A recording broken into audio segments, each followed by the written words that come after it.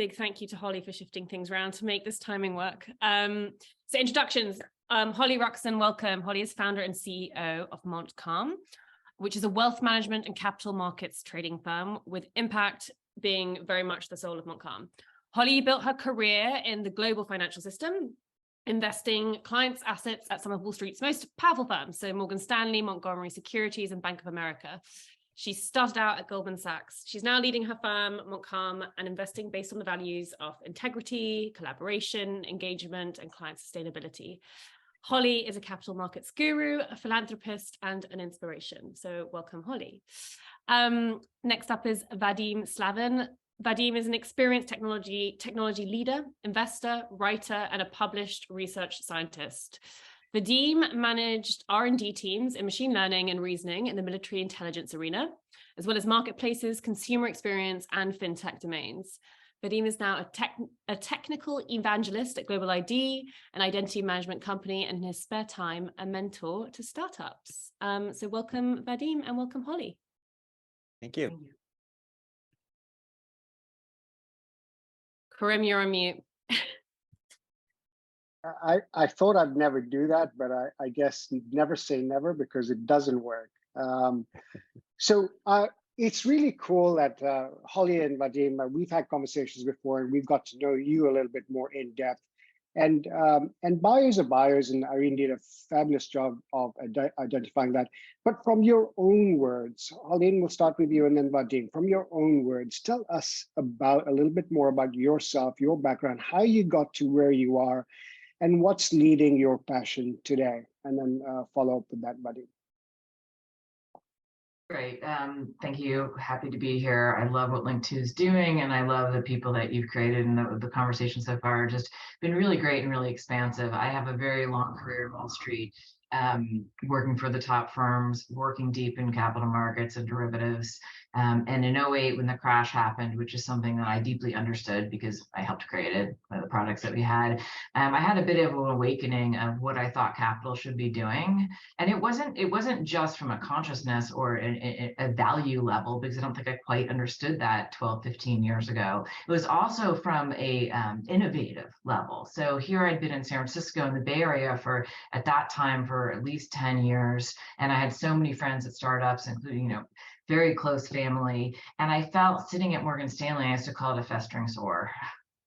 And a lot of that was, it would take 3 weeks to send money to Pakistan when a client wanted to buy a piece of art. So things that were really super antiquated. So I kind of juxtaposed that to also the win-lose, the extraction, the being taught how to basically stab people in the back.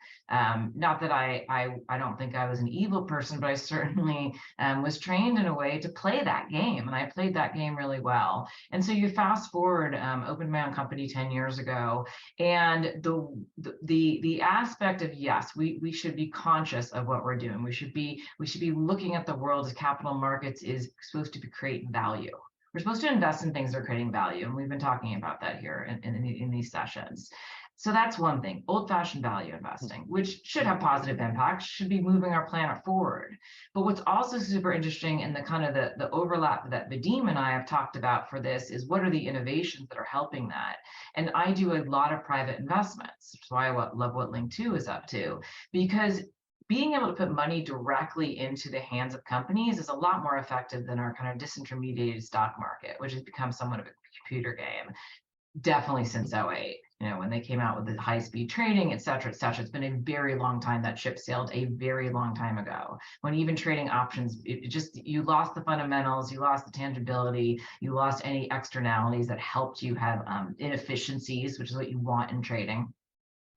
But now that we have the ability to have computers and DocuSign and be able to connect with clients and investors in a way over our technology, it's actually speeding up our ability to invest in private investments. And private investments are the best place to have the most effect on climate change, biodiversity, we talked about crypto stuff, anything else, job creation, doing mezzanine debt. I mean, there's so many interesting ways to invest that are not from a computerized system of even ETFs and bond funds and the equity markets, We do a lot of bonds, but we go and buy them direct. So, to kind of start off, I am a capital markets guru. I love capital markets. I think that they're an incredible institution from the beginning of time, or the short period of time in our modern society, to move money on this planet.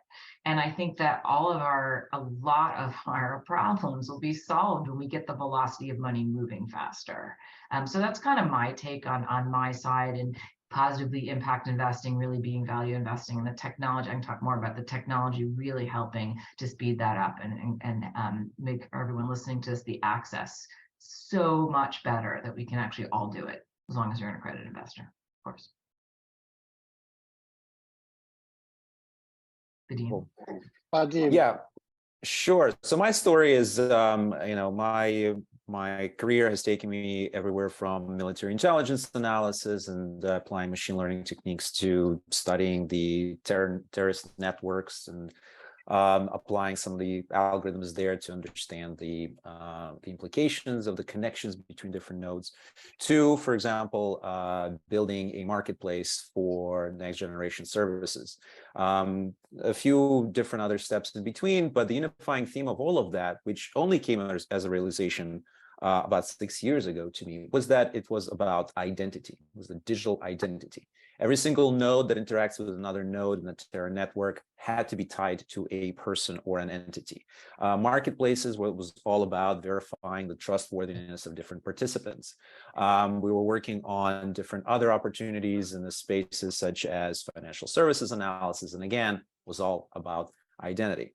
And so a couple of things happened in my life where I was open to this big unifying theme, and that kind of thrust me into working on what I'm working on right now, GLobaliD, and that is identity. But it is just a foundational piece for what's actually coming next. And Web3 has become my big theme in my career. Everything that we're doing at GLobaliD has been applied to the foundational components of Web3.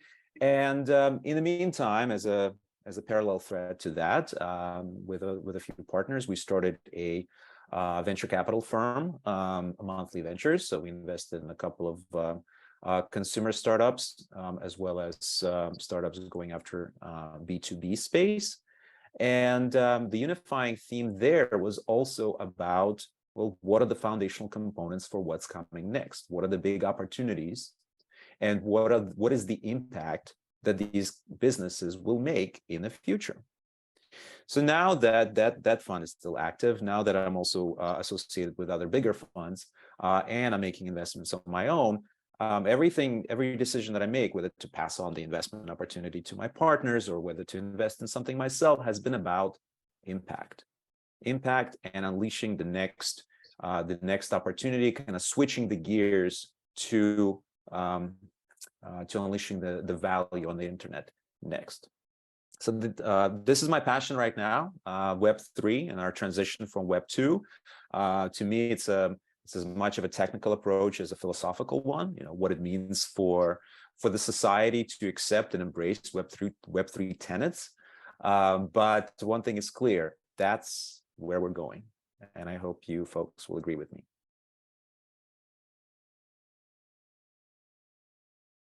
Kareem, we can't hear you. Sorry. A side joke, by the way, Ed Brooks is probably still here. The word unpack has been used several times. And every time someone says that, we put $5 in the jar. I think we're at $1 million now. So there's a winner for that jar. But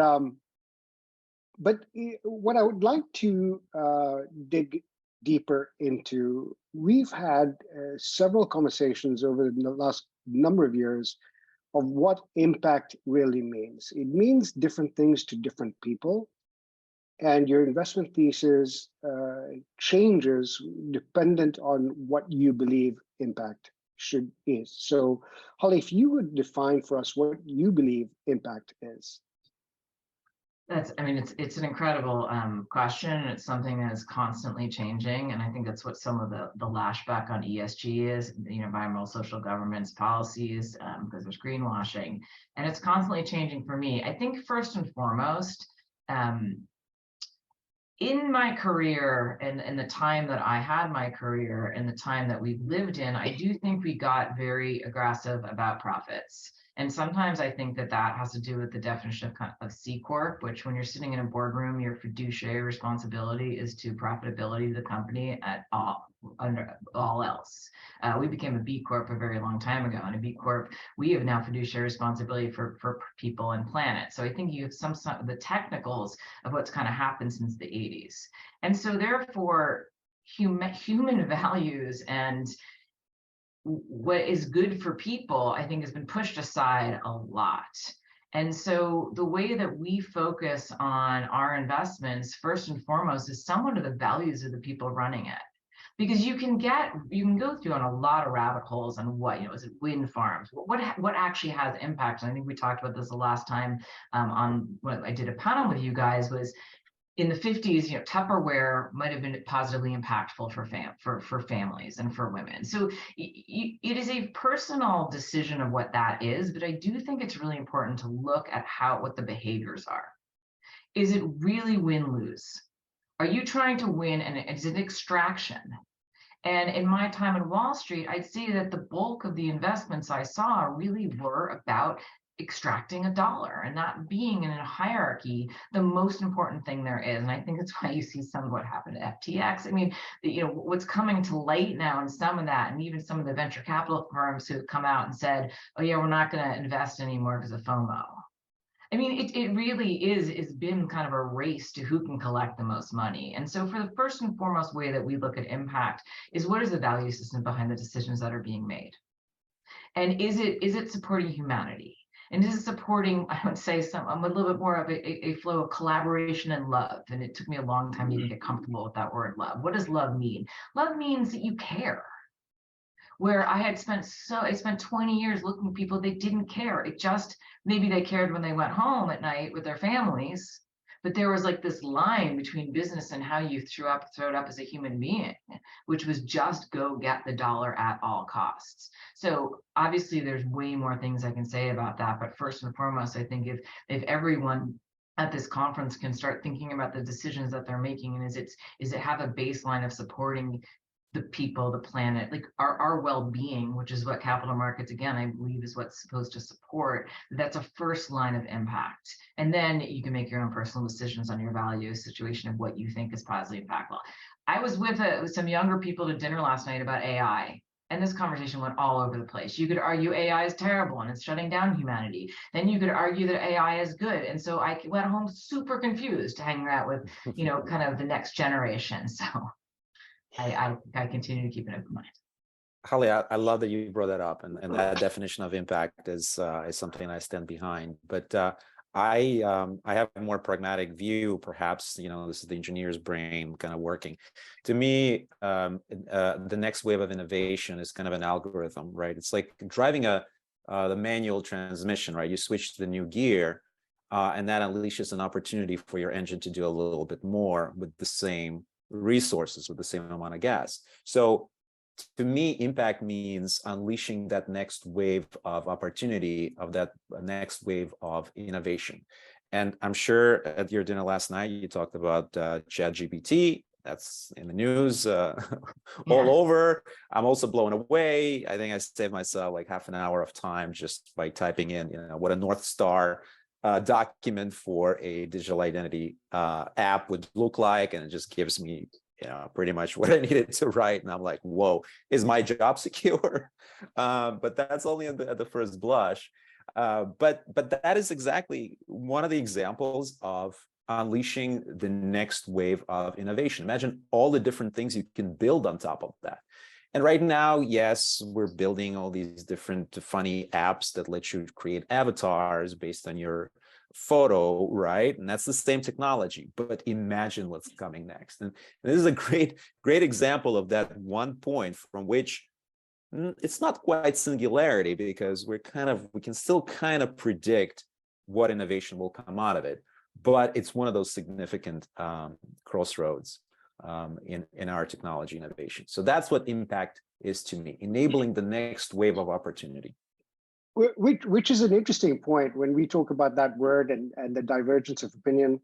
or the divergence of where you're looking at it from makes a difference. Interestingly enough, we've had conversations about the metaverse and what that means yesterday, and we had conversations about digital identity or sovereign identity and what that means. And later on, previously, the day before, we had a conversation of Gen Z investors and Gen Z who have funds and what they're investing in and what their lens looks like. So when we talk about a perspective, Holly, and I know you work with ultra wealthy family offices and funds, and I'm assuming that that comes from a certain generation of people. And when we look at impact from their eyes, in your view, what is it that is resonating with them? Yeah, it's a great question. And actually we work with basically accredited investors. So kind of, liquid assets of kind of 500,000 or $1 million up to kind of 30 or 40 million. Usually after that, it does go to family office. And we do work with some family offices that are very invested in positively impactful investments, very specifically. But what resonates for people generally, and I talk about this a lot over the years, is fine 1%, and people could argue this, but even having $1 or $2 million, we generally plan women to 105 years old. And in this day and age, I mean, spending on your Social Security, people don't have pensions anymore. It's kind of hard to figure out how to live off of. I know that there could be a lot of backlash in these comments, but like it's kind of true for how do you live off that kind of money and you know that like 60% of this country doesn't have more than $400 in the bank, so that's like a whole nother conversation. And we certainly want investments that are helping that, but within this context of accredited investors. And so what does resonate for people is their own well-being. And it is interesting. And so when you're looking at their own well-being and you think about kind of unleashing the next step of innovation, and listening to the panel before this, for people's own well-being, being in a computers guys game of, bonds have done terribly, but we only buy specific bonds for our clients. We hold them to maturity. So we might have had a decrease in price in the last year, but we're going to hold to maturity. So none of those losses are going to be realized. So that resonates for clients. So what resonates with impact is having the ability to have smarter investments. And I do think that smarter investments, like I said, is getting rid of the computer system, being able to hand money to someone and hand it to a company that's innovative. And so you want those innovative companies to be doing things that are good, but honestly, I've been doing this for over 20 years with clients. And what matters to them is their returns and their portfolio and their asset allocation, their well-being, and their ability, even if they do have $30 million, to make sure that they can fund their life. A lot of people who have that kind of money still feel like they don't have enough. But there's a lot of values of scarcity too that have been created in the last 20, 30 years.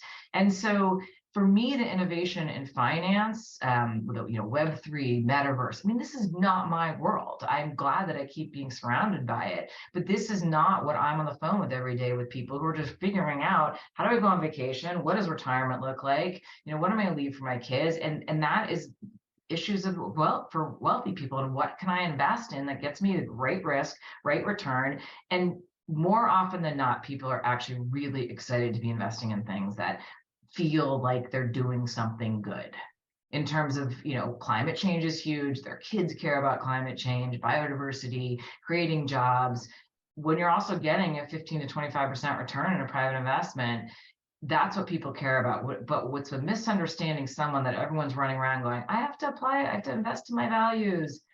Most people are not thinking about it in that way. It's much more kind of off to the side. They just want to make sure that the money you have is doing what it's supposed to do to support your own life, and doing it in a way that's good, and is somewhat aside to all the rest of the incredible innovation that's going on with, you brought up the photograph. I mean, this is what everyone's talking about, the avatars, the chat. I'd never seen that chat thing. I mean, I'm old-ish, but anyway. Well, it's from Wednesday, so. Oh, it is? It just happened. So it is old. Yeah, I mean, I met someone who'd been working on it for 2 years, though, who so that was new, but it's really, the merging of these two to positive impact. We need to move this planet forward, and we need to move this planet forward to the next innovation. And I think most people do care about that, and they also really care about their own well-being. put your oxygen mask on before you help someone else. Really, investing is key. I like that. But my next follow-up question to that, Holly, will be how do you identify, search, and see these companies and do a little bit of due diligence to understand why we should be investing? That's dependent on the whole fallout that we've seen. Just keep that in mind. But I want to go to Vadim here in terms of the metaverse and what's happening in emerging technologies or new technologies. And this is sort of the idea of the whole Global Investor Conference and Link to Learn. It's engage, educate, and empower people to make the correct decisions based on the education that they have or the knowledge that they have. So the question that always comes up when we are looking at investments that we're all making in private securities or private markets or private companies at this stage, irregardless of the stage, Link2 does it at a later stage, obviously at $100 million valuation plus.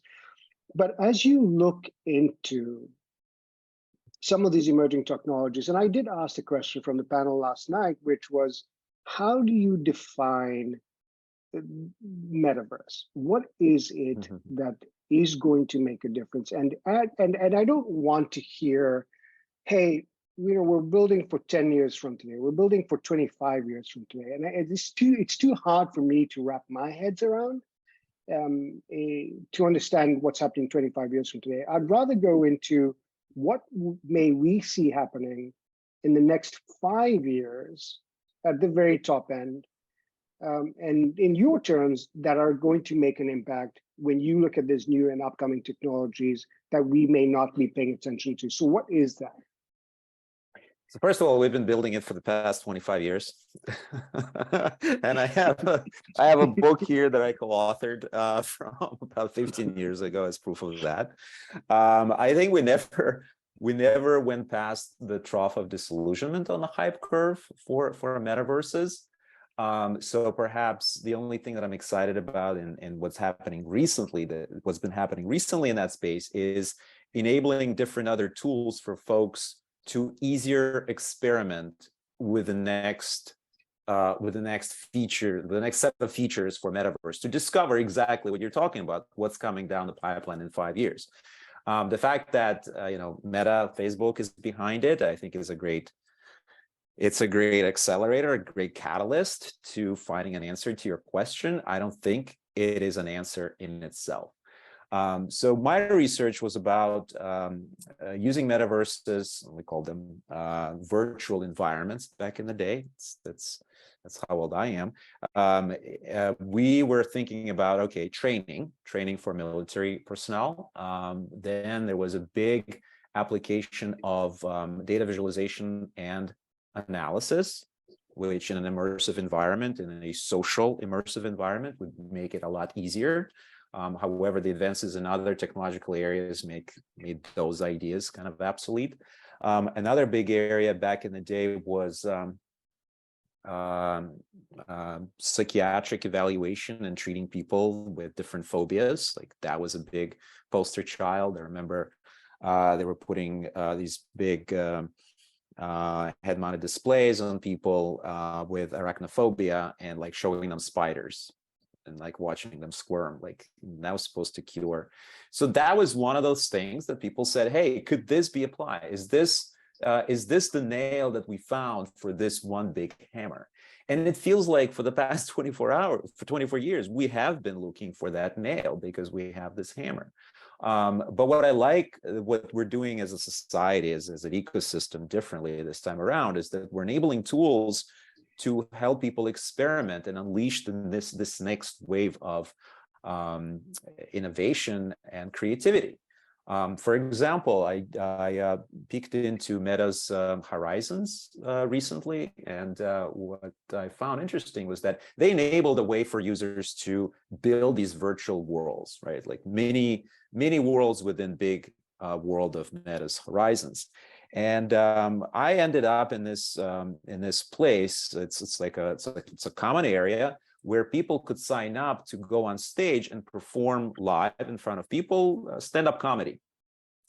So you had to hit on this podium, and then you had to pay some tokens to sign up, and then there was one big pot of money, and there was a winner that would take all that money. How do people vote? They tap with quote unquote applauses.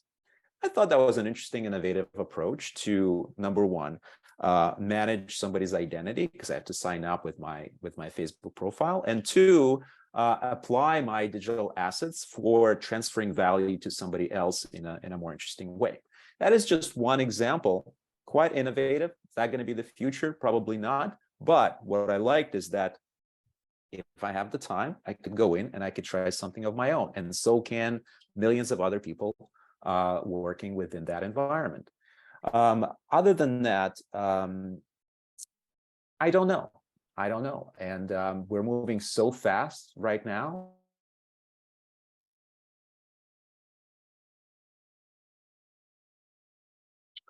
Holly, can you hear?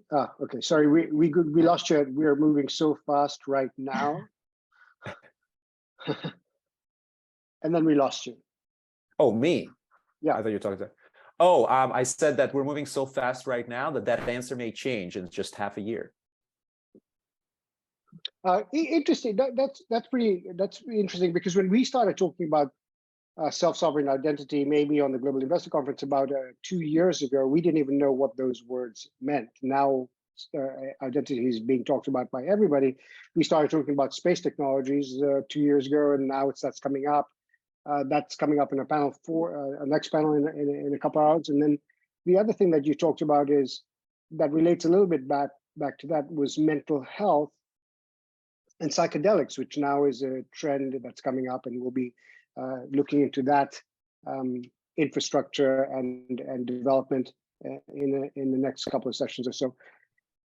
But when we go back now to what you both do, Holly and Vadim, you look at early mid-stage companies or private companies before they go public, and where we want to do is this private markets, because by the time these companies get to the public markets, we've probably missed our opportunity as aggressive investors or exploratory investors that want to get engaged with or be able to invest in these private companies. And that's why we built Link2, for example, is to be able to take advantage of these early growth companies before they became public and allow other investors to do the same. But here's the challenge. Because private companies are private, and then you see what happened with FTX and the fallout of that, and I'm not so sure what other things will be unleashed or released in the coming weeks and months about the veracity or due diligence aspect of and the signing off on checks without actually having paid attention to the fundamentals of either the technology, the team, or the market opportunity. So Holly, when you're searching for these standout breakout companies, and you mentioned quite a high percentage of returns when you're identifying companies, how do you go about this? So, we work specifically with managers, fund managers. So we're going to work with a private equity manager, a VC manager, or someone who's put together an evergreen fund. And so first and foremost, we look for the expertise in that demographic. And I decided that a really long time ago. I did dabble in just doing companies, but we worked with a company that cleans water using algae. I'm never going to be an expert in what's going on with the companies, with cleaning water and work with municipalities. So it's really finding people who are at the top of their game and have incredible experience in whatever demographic they're working at. But what's really interesting, I've been investing for over 30 years, is when you really think about things that have not worked out. And there's not that many of them, actually. If you are super smart about finding the expertise, it's fraud. And it comes back to what's really interesting, what Vadim is saying about identity. So in the few cases where, obviously you look at Bernie Madoff as kind of the example, the end of the day, really being able to understand and know who people are. There were really obvious signs for any investment. There's fraud, there's hubris. I was at Morgan Stanley, and a very large real estate fund kind of went to nowhere, and it's because they over levered, and then 2008 hit. So, but it's actually like a very small list of what doesn't really play out, and including in venture capital funds and firms. But the key is that you have really smart people who are looking at the financials. I mean, it's incredible. It is literally mind-blowing what happened with FTX on so many levels, but from the pure and very high-profile managers that invested with them, I've been hearing, you know, anecdotes all over the place that no one was paying attention. There was no employee records, there was no accounting records. And so this is where it kind of comes back to my like basic human values.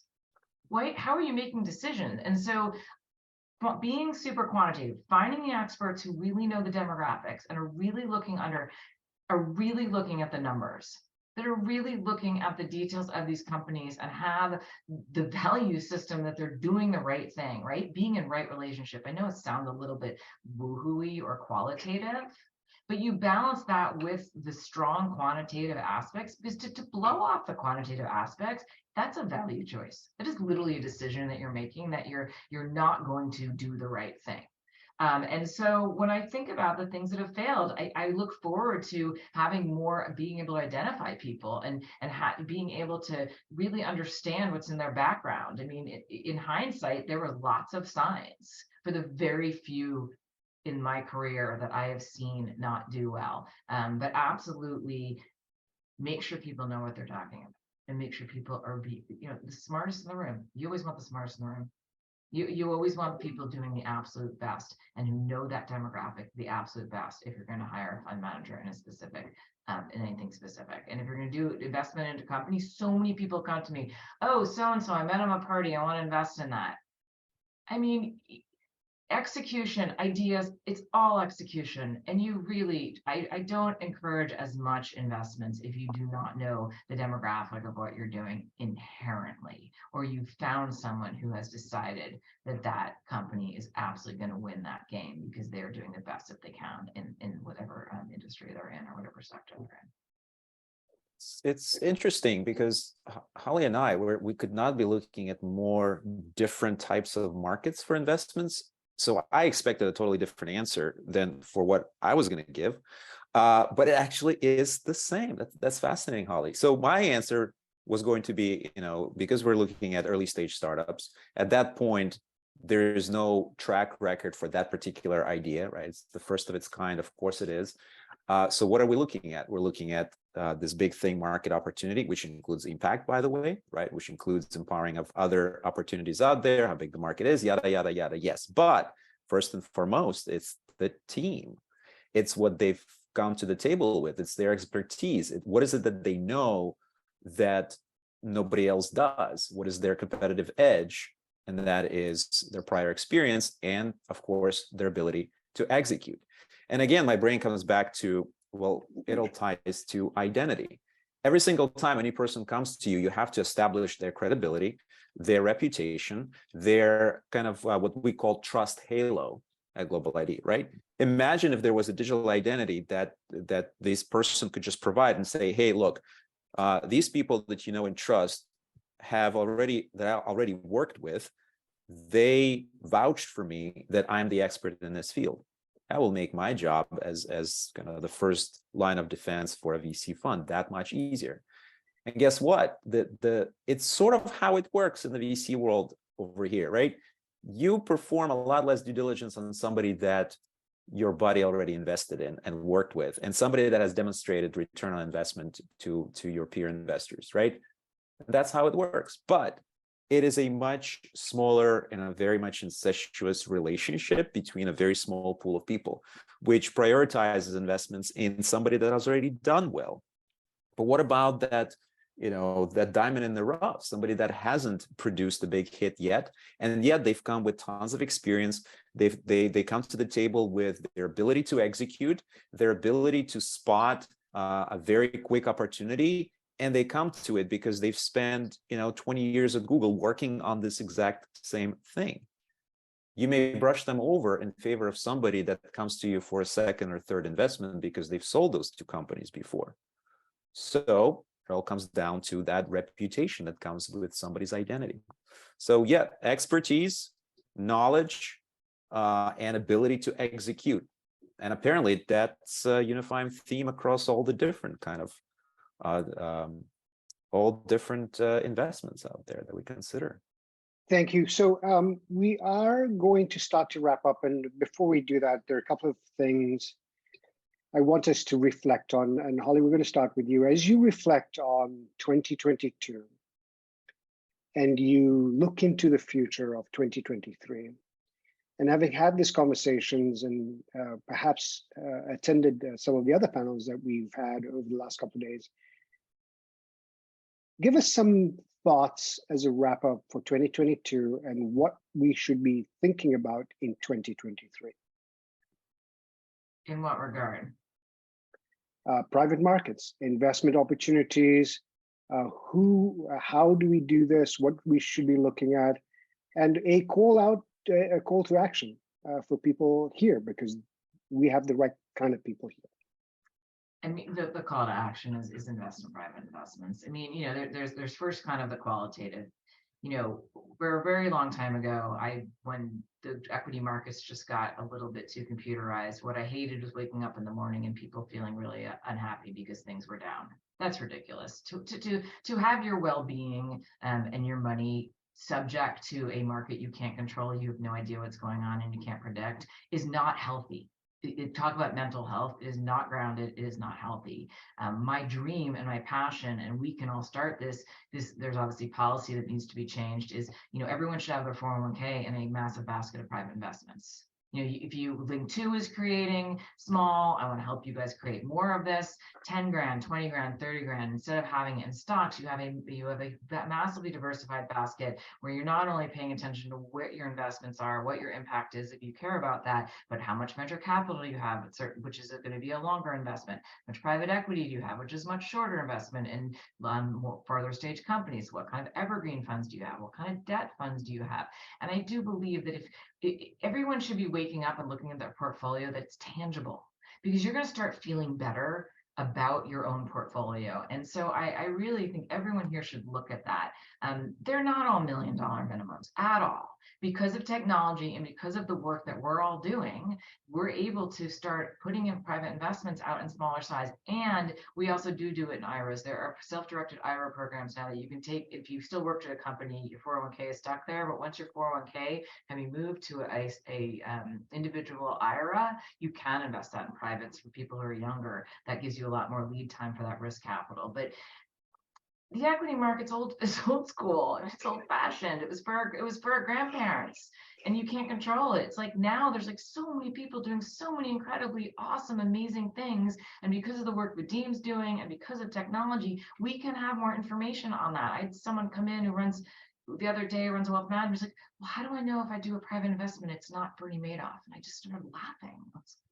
Okay, we're not in 2000 anymore. This is a 2023. The technology is there such that we can have clarity and information and start trusting. And I love what you were just saying about, it really is, everything is about the halo of trust for investing. It really is. I mean, expertise and intelligence, but the real success always comes from that halo of trust. So now you guys have people who are doing this, you can trust it. Start digging in, and teeny pieces. Start with 20 grand, start with 50 grand. You have to find the ability to access that, and build it up into this awesome diversified portfolio that's actually investing in incredible innovation and creating your own diversified asset allocation, which is best for your own well-being. And let's step out of this kind of antiquated place that we've been in, which is really just needs to modernize. And we have to do it here to help move it along, and then get the policies to follow suit. Thank you, Holly.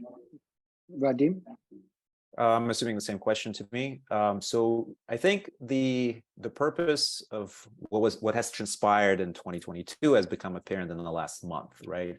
So again, I'm pretty myopic on Web3 here, which was never meant to be just about DeFi, right? Just one small aspect of where we're going as a web, as a society. And I think in the last month, it has become clear, and due to a fortunate circumstance of what happened with FTX and what happened with Twitter, right? People are waking up to this notion of the necessity of decentralization, not just in the finance, but also in social media and identity. Who controls our identity, our reputation, and the history of what we have done out there? right? With Twitter, before people were screaming at the top of their lungs that it was like, oh, just a group of people controlling who gets access, who doesn't. Well, now it's just one person. So do we move forward on that? I don't think so. So then there was a huge exodus to other alternatives to Twitter, right? Again, people are very small number of early adopters are embracing this decentralization in other aspects, not just finance. And I think 2023 we'll see a lot more of that, where we will kind of start getting forward towards like the slope of enlightenment in DeFi space, and paying a lot more attention to decentralization and going back to these Web3 tenets in other aspects of our digital footprint, aside from financial services. So regulation is going to come into play, of course. We're going to see crypto kind of re-emerge within a much more scrutiny with respect to regulation. And there's going to be, I think that next year, we're going to see a lot more projects, efforts, businesses starting up that will embrace distributed digital engagement and transactions between users, whether that's information, whether that's asset transfer, whether that's just engagement between trustworthy individuals that are each bringing their trust halo to the table. So that's my prediction for 2023. It should be exciting. I'm not disillusioned at all. I'm very bullish on what's happening. I agree with the panel that came before us, actually. There's a lot of opportunity out there still, even with what's happened. And those that can spot it early on, I think are going to be in a good place. And you guys here at Link 2, you're helping us. So thank you for doing what you're doing. I've made an investment with you guys already. It was an impact-based investment that I would not have otherwise made. So I'm glad you guys are doing what you're doing. Shout out to Bill that introduced me to it back in the day. Actually, an interesting panel that's coming up next, and I say this because it is interesting, and so I hope you do stay for that and have some questions. The next panel that's going to come up is actually what does leadership look like in a rapidly evolving company? And the panelists are Bill, CEO and co-founder of Link2, David Pohl, the CFO, and Patty Brewer, the Chief Product Officer. And I will be there as well, peppering them up with some questions. So I'd like to thank, hopefully, Holly, thank you so much for your perspective. I really appreciate the time. I know you stretched around a little bit on your timetable to make this happen, and I appreciate that. Vadim, thank you so much for your continued support. We had Greg Kidd on the other day, and obviously he is motivating as usual. So take a look at that panel. We appreciate it. Thank you so much. Thanks. Thank you. Thanks, Love everybody. talking with you guys. Thanks so much.